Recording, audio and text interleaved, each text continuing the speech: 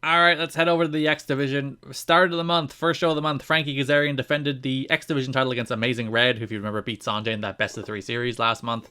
Good little match.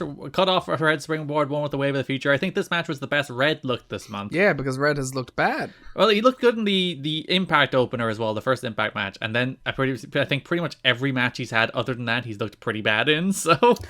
Yeah, so like I think that Red is still a good wrestler and will have good matches from this point forward, but it's clear he's not he's not the guy anymore. It's very clear, yeah, he's come back from this knee injury a step slower, maybe a step too early, and he's just not the same amazing Red that was here in 2002. This is not the guy that like we were flaunting as like the next Rey Mysterio. Look at this guy, he's so crazy. Like he's still a very good high flyer who can do some crazy stuff. But he's not that guy. I do think he kind of gets back to being that guy, but like far too late. Because he does have more good runs in him. Yeah, but like I think he's just the very sad case of a guy whose body just would not hold up to this, and he was probably too innovative for his own good. Or even like just bad timing too, because it happened before TV. So yeah, Red is, at least he's still around. He's still doing things. In 2022. And I feel like if they didn't decide to move AJ back to the X Division, I feel like there's a good chance Red would have won the belt here, right? I think... to me, it seems like AJ was always the plan. But like, if they were like, no, we're going to keep AJ heavyweight, he's like the biggest star, we're actually going to put the belt on him and make him our guy. Yeah, he probably would have been the number 2. I feel like it would have went to Red instead of AJ.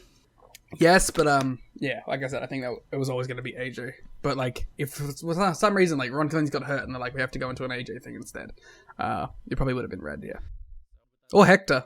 Yeah, big Hector run. I'm into it. Speaking of Hector, first episode of Impact, as we mentioned, opened with Hector, Amazing Red, Sanjay defeating Team Canada's P.D. Williams, Eric Young, and Bobby Roode. Hector won with the Tornado, and the main event of that show was the AJ Styles returning to the X Division. He beat Chris Sabin, Elix Skipper, and Michael Shane in a really good match. And again, I talked about this, like, AJ feels like TNA AJ now. In the same way Jeff Jarrett feels like TNA Jeff Jarrett in a bad way, AJ feels like TNA AJ in a good way. Yeah, I agree.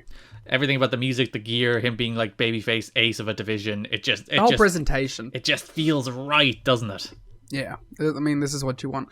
Like, until he gets, like, long tights and becomes main event guy AJ again, this is, like, what we got, you know? Yeah. This is it. So, June 9th pay-per-view number 98. We have a Michael Shane against Chris Sabin match that... Don't have any recollection about. I saw this in the notes, and I'm like, I just don't remember. I remember franchise big leaguing Michael Shane, even from like beyond the retirement grave, because he was going to look for Raven during the match, and they cut away to him. I remember that. But like the actual match, I could not tell you a thing about this Chris Sabin Michael Shane match. Nah, I got nothing for you on this one. According to me taking notes, Tracy helped Shane avoid the Cradle Shock. Shane threw Sabin into Tracy and then landed a super kick for the win. It's a match that happened, apparently. According to me, I gave it 2 stars. Good job. You gave it 2.5. You loved it by Impact standards. 2.5 is the rating I give to good, competent wrestling that I don't remember. Hey, that's 2. Like 2 is a match that is well performed but not interesting whatsoever. 2.25 is a match that's well performed but like just forgettable, and then 2.5 is well performed, not interesting, but like 2 competent pro wrestlers doing good pro wrestling that's just not interesting. Okay, I'm looking back. This is the lowest rated month I've had this year. Oh, that's not great. But I think I liked it more than some other years because I liked the angles more, but the wrestling was bad. So, main event of this episode for the X Division title, AJ Styles defeats Frankie Kazarian to become champion once again.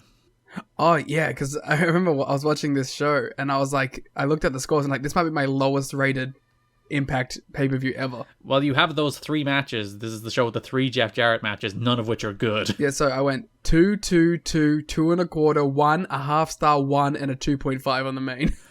I thought AJ and Frank... Actually, no, the finish of AJ and Frankie was just... Oh, God. And the match went on forever. Yeah, so AJ went up top. He went for the spiral tap, and he missed. He overshot it. Just completely missed. Mm-hmm.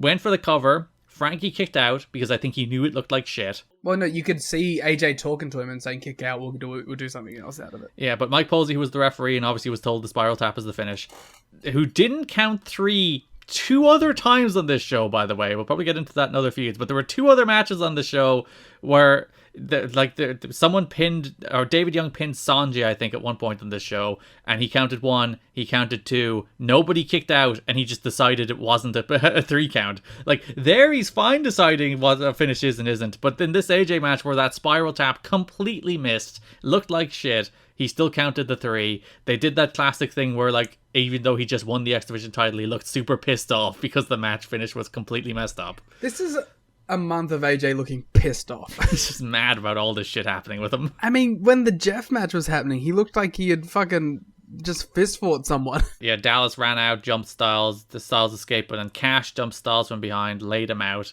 posed with the X Division title. Kid Cash is going for the X title after losing the tag titles. Yep, looking forward to that match. June 11th, Impact opened with Kid Cash against Amazing Red. Cash being with the Moneymaker. They did the top rope powerbomb into a Rana spot, which is always cool. Yeah, these two are still fun together.